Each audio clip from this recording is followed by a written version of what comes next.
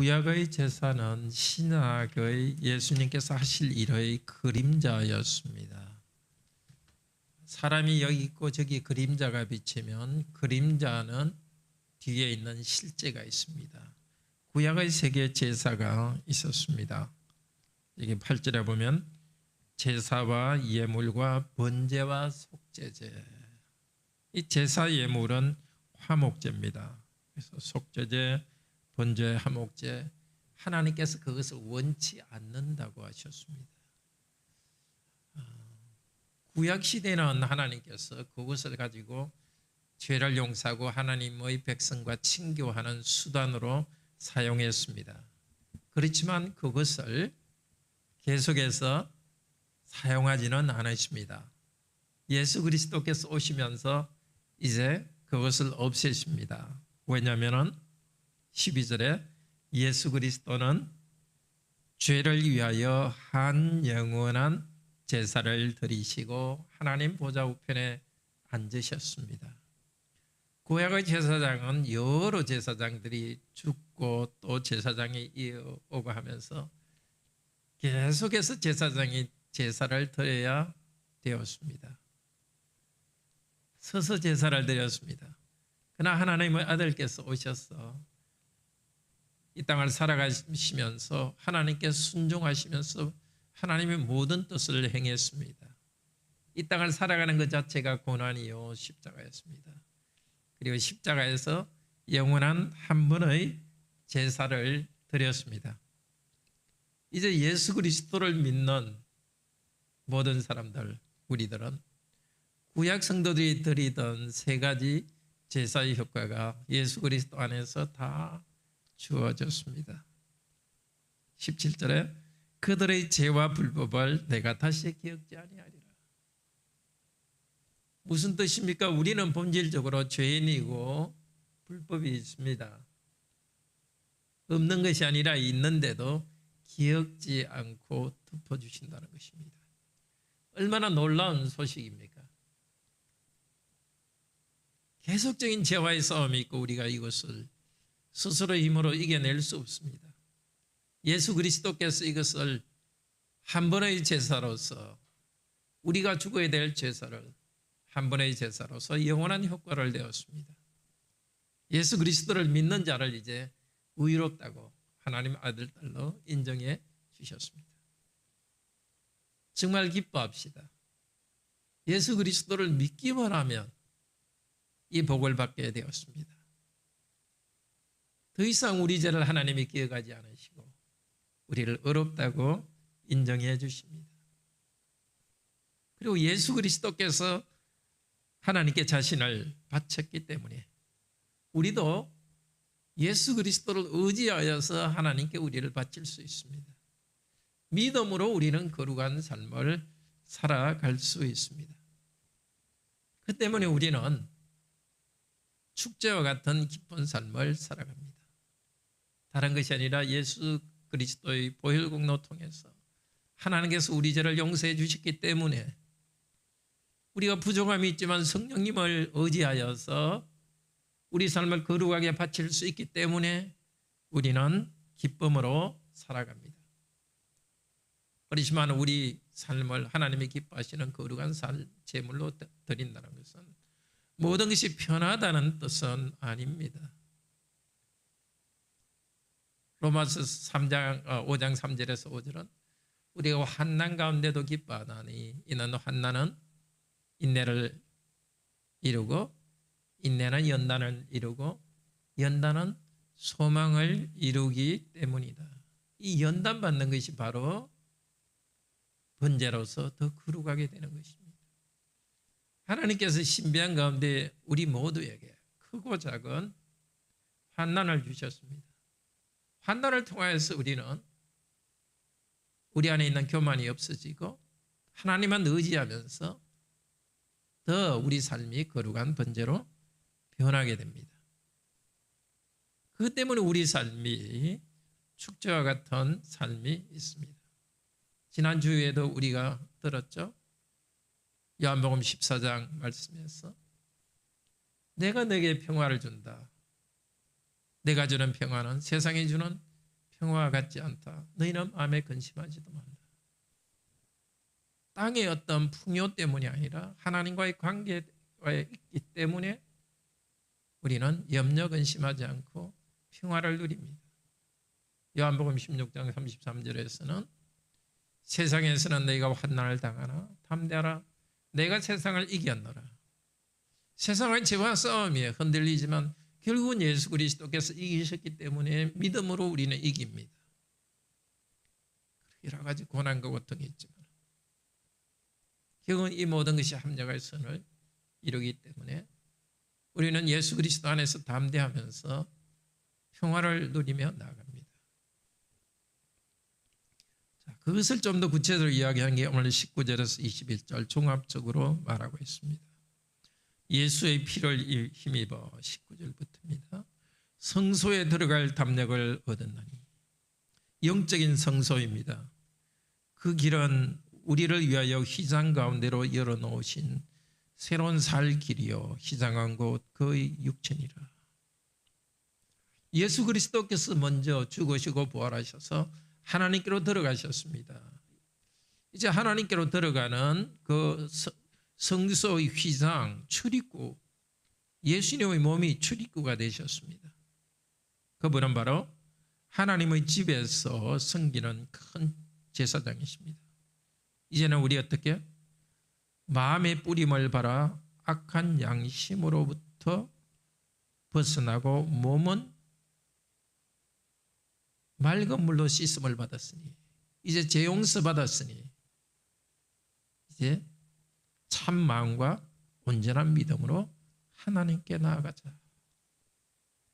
재용서 받은 우리들은 이제 이 땅에 있지만 우리 영혼은 하나님께로 계속 나아가자고 이야기합니다. 물론 먼저 가는 성도들은 우리 가족들은 그분들은 우리보다 더 가까이 하나님께로 나아갔습니다. 그렇지만 여기 히브리서에서 말하는 것은 지금 이 땅에 살아가는 우리들도 몸은 이 땅에 있지만 우리 영혼은 하나님께로 나아가자고 하는 것입니다. 영적으로는 하나님께 나아가자는 것입니다. 어떻게 나아가겠습니까? 오늘 우리가 믿음으로 의지하고 기도하며 나아갑니다. 물질적인 이 세계를 넘어서 영적인 삼위일체 하나님께로 나아갈 수 있습니다. 어떻게? 예수님의 몸을 통하여서, 어떻게? 예수님의 이름을 부르면서 우리는 하나님께로 오늘도 나아갑니다. 우리 영혼은 영적으로 하나님께 나아갑니다. 23절에 약속하신 분은 신실하시니 믿는 도리의 소망을 움직이지 말고 굳게 잡고, 여기 믿는 도리는 신앙 고백입니다. 우리가 믿는 바를 흔들리지 말고 굳게 잡읍시다. 우리 영혼은 하나님께로 나아가고, 그리고 우리 삶에서는 서로 돌아봐서 사랑과 성령을 격려하고 서로 사랑과 선행을 격려하며 살아가도록 합시다. 위로는, 우리 영혼은 내면적으로는 하나님을 향해서 굳은 믿음을 가지고 나아갑시다. 사랑과 선행을 격려합시다. 이것이 바로 예수 그리스도께서 그분의 한 몸으로 제사드린 그리스도께 연합된 우리들이 누리는 복이요 소명입니다. 이미 재용서 받았습니다. 이제 우리 자신을 헌신하고 기쁨으로 살아갑시다. 그 기쁨은 예수 그리스도께서 먼저 가신 예수님의 이름을 부르면서 하나님과의 친교 가운데 들어가는 것입니다. 오늘도 기도하러 나오신 우리 한 분 한 분 성도 여러분 모두에게 우리 주 예수 그리스도의 이름을 부르면서 하나님과 친교 누리는 정말 이 기쁜 시간 되기를 바랍니다. 그리고 구체적으로 사랑과 선행으로 내가 어떻게 살아가야 될지를 정말 삶에서 번제로 드리는 어떤 열매를 맺어야 될지 열매를 맺도록 인도하여 주시기를 소원합니다. 우리 나눠드린 그 기도 제목 순서로 함께 기도하겠습니다. 그러기 전에 우리 242장 같이 찬송합시다.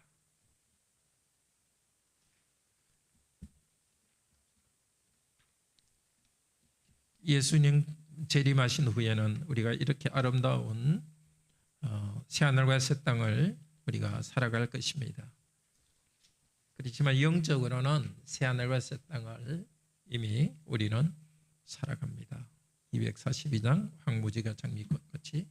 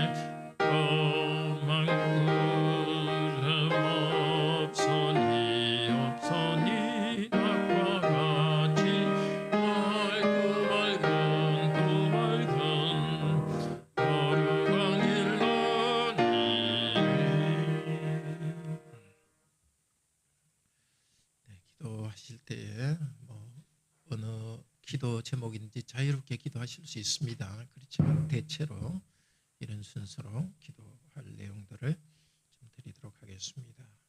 그것은 첫째로 그리스도의 속죄제의 은혜를 우리가 충분히 누리도록 정말 우리 안에 있는 우상숭배적인 어떤 것이 없는지, 우상숭배라는 것은 어떤 것을 하나님처럼 절대화하고 것입니다. 그러면 우리가 불행해집니다.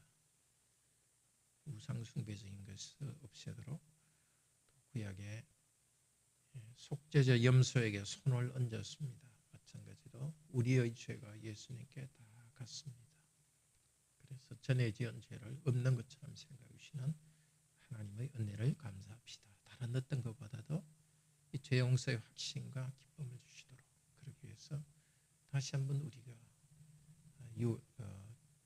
우리의 속죄제 제물 대신 예수 그리스도를 바라봅시다. 고통과 어려움이 있지만 그보다 더 근본